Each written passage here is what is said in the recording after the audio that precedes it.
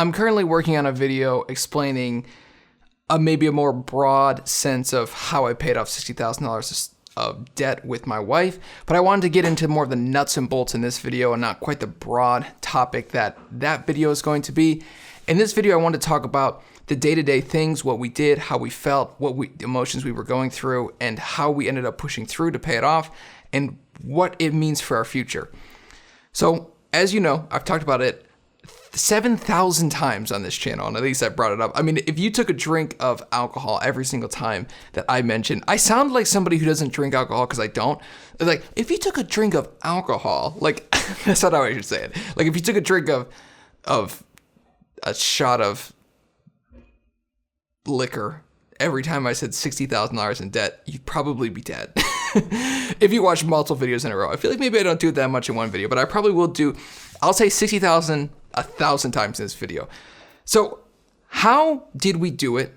And what was sort of the day-to-day things? Well, for my wife and I, it kind of almost felt a little bit easy in the sense that it was the only thing we did. It was the only thing we talked about. So debt paying off and paying that off, that's it. That's all we talked about.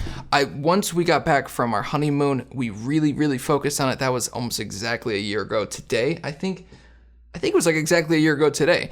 And we really focused in, we honed in, we paid off whatever money we had in our account at the time. I think it was like $5,000 or $6,000. We paid off like $4,000 worth of it of student loans, and it took us down from like 31,000 or just above 30,000 down into the 20s for the first time that I've known my wife. For the first time ever, it had been under $30,000. And that was a really big initial push, because when you see those big upfront initial changes and you pay off, like we paid off like 4 student loans a day or 3 student loans, it was so fun to start checking them off the list, because it was like, this one's gone, this one's gone, this one's gone.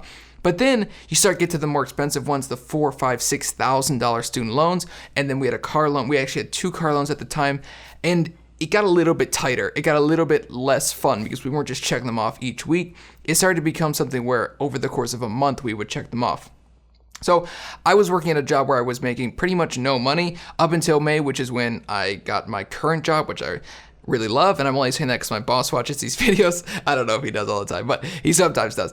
But I actually do like my job. And it's something that once we got that pay raise, we were really able to start putting a ton more money into paying off the debt. Because instead of just living solely off my wife's salary and using my salary of not very much money, maybe $500, $600, $700 a month to pay off.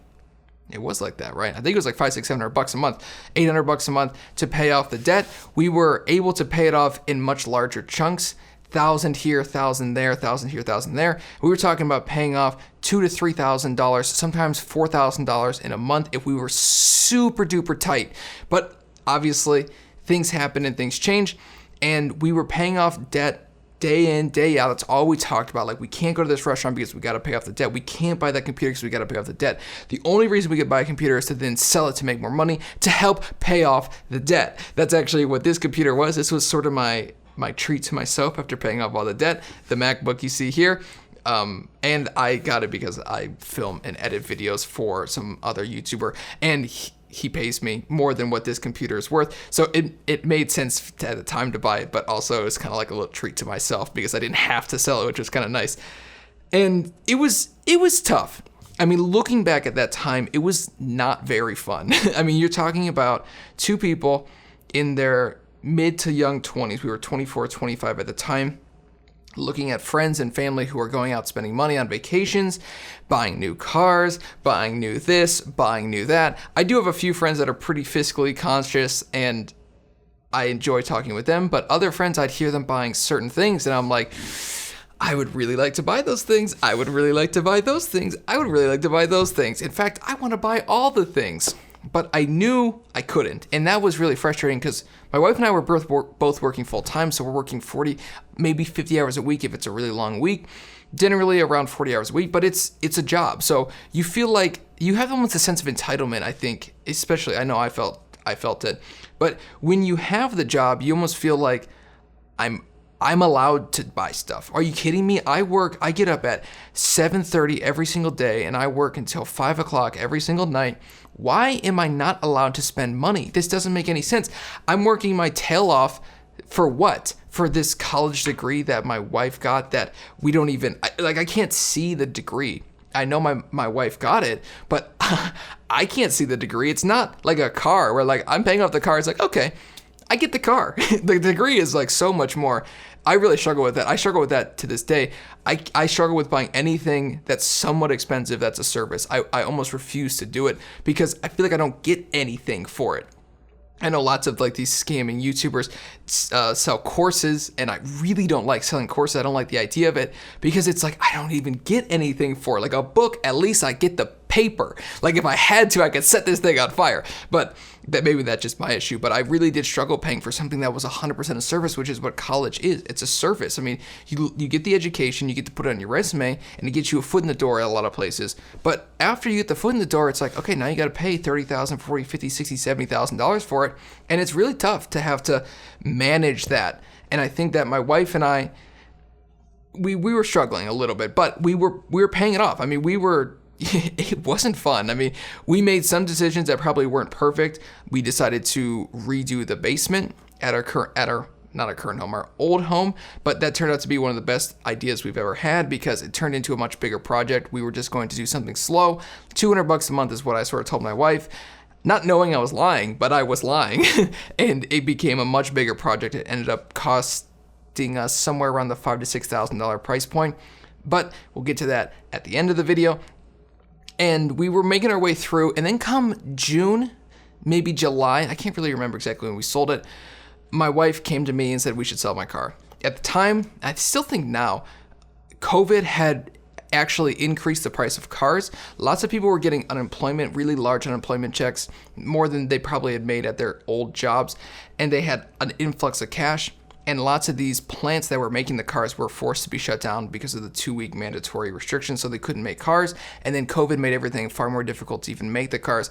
So used car prices started skyrocketing. I thought it would go the other way, where used car prices would completely drop because nobody would be buying cars. But in fact, supply had shrunk so much that used cars started to really increase in value. And my wife's car at the time was worth to Carvana like $14,400. And we owed $14,850, paying off basically 1 month's worth of payments. Her monthly payment was $350 at the time, so we paid an additional $100 plus a monthly payment on the car, and we were able to wipe off almost $15,000 of debt on a car we didn't need. We still only have one car, so I don't really consider us 100% out of debt because we have no home and no car, but I do know that we're not in debt. We don't owe any money to anybody, but we kind of do because we have to save the money for the next car and the next house, so on and so forth. But those are, sometime down the line in the future. And it's really exciting because we get to buy these with cash. We don't have to take out loans. Well, the house will take out a loan, but the car will be able to buy with cash, and that's a really nice feeling. So that took our loan amount at the time, I think, down from somewhere in about the $50,000 range down to $36,000, about $24,000 left on my wife's student loans, and then my car, the lease was coming up and we knew we were going to buy it. It was going to cost us about $12,000, so we had $36,000 left.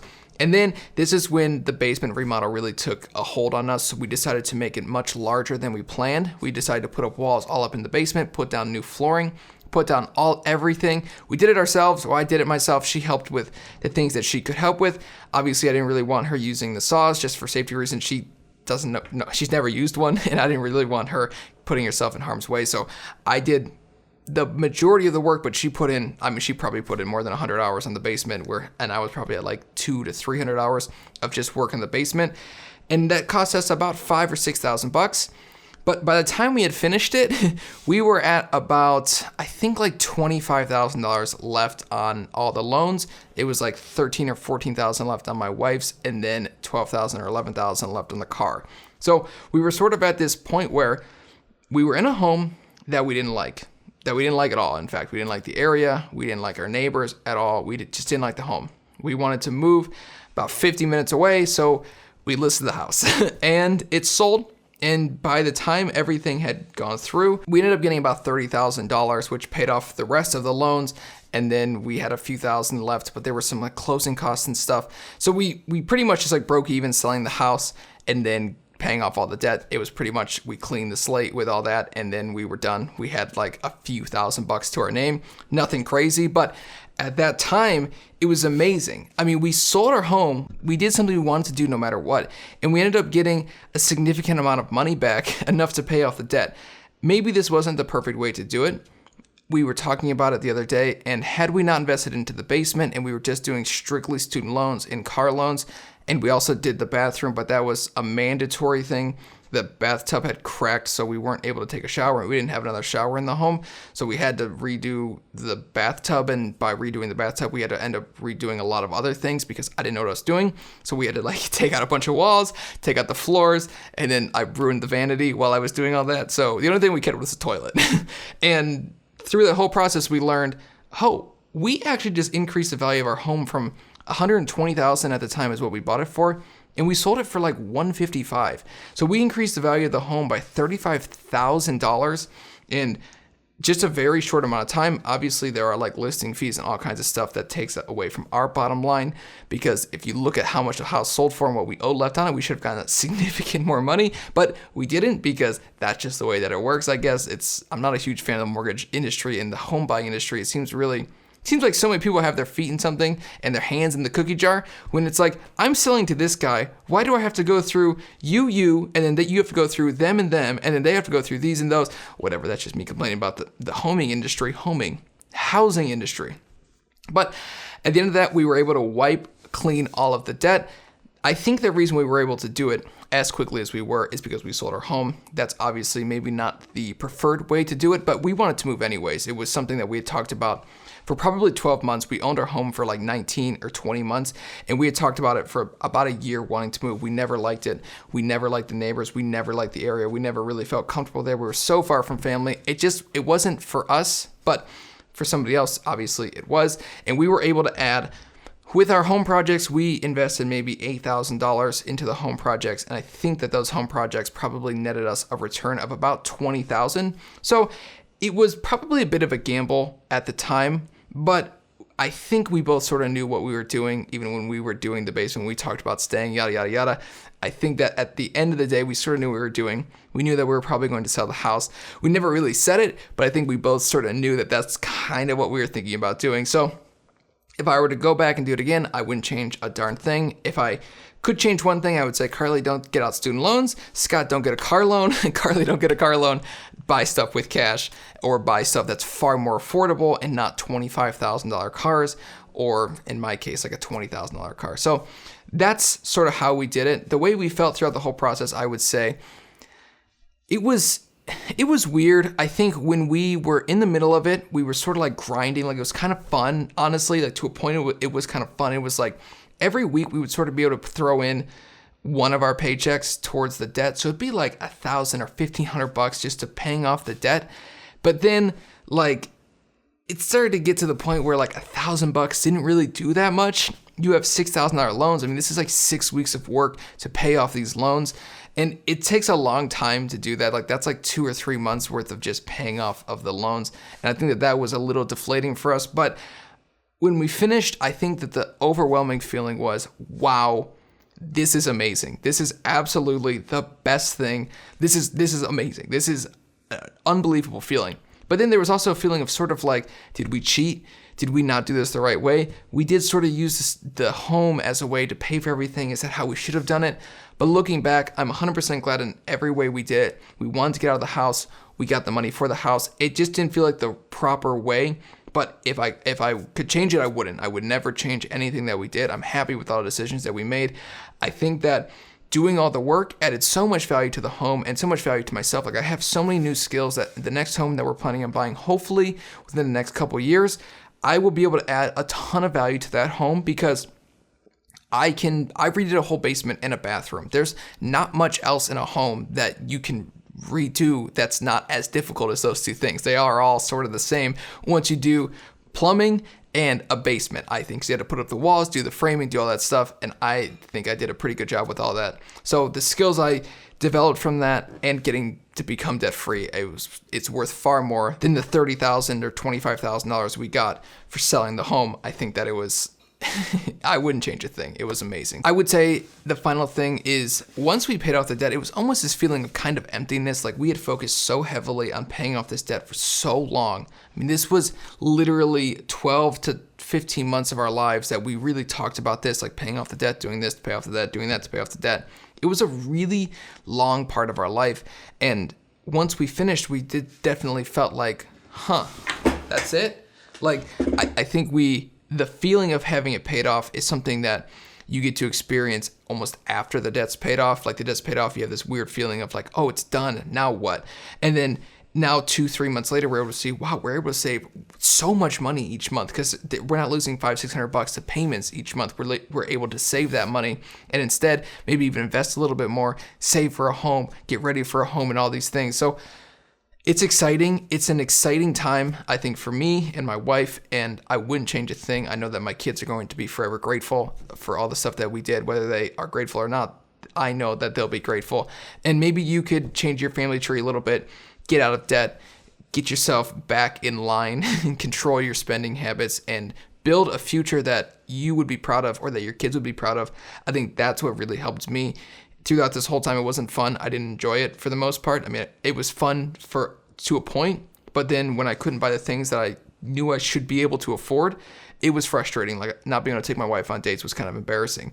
But looking forward, I know that my kids, their lives will be forever changed because of that. My wife's life will be ever changed for that. And my life will be forever changed for that. So just a few 24 months of suffering is basically the average that it'll take you to pay off however many loans you have, unless it's like 200,000, then probably a little bit longer. But however long it is, however long it takes you to get out of debt, just know that the light at the end of the tunnel isn't really even a light. It's something far greater than that. I think that being able to do the things that we'll be able to do in the future, not have to worry about money, and just not that we can live this crazy lifestyle. We're not going to be like live a millionaire lifestyle. We'll probably more than likely be millionaires just because of what we're going to be able to invest and the way the stock market grows. So that's just sort of the nature of paying off your debt is you're able to do certain things like that. And it's like, it's not a guarantee, like nothing's a guarantee, but if the market returns a certain rate of return over the next 20 years, I'll probably be a millionaire at that time. Obviously, anything could change, but hopefully that's kind of what happens. And it's kind of nice to be able to sort of put that almost on autopilot and just be able to live in the moment and enjoy the future and the current present moment and not have to worry about, do I have to make this payment? How much is this car? How much is that? We can sort of live a life of more purpose instead of just always focusing on money. So I think that I'm excited for that. And the last 3 months of being debt free has been really amazing. So I'll see you guys in tomorrow's video. Remember, 3 days in a row. Today is day 3, and I will see you tomorrow on day 4, which is Saturday. Peace out. Sunday?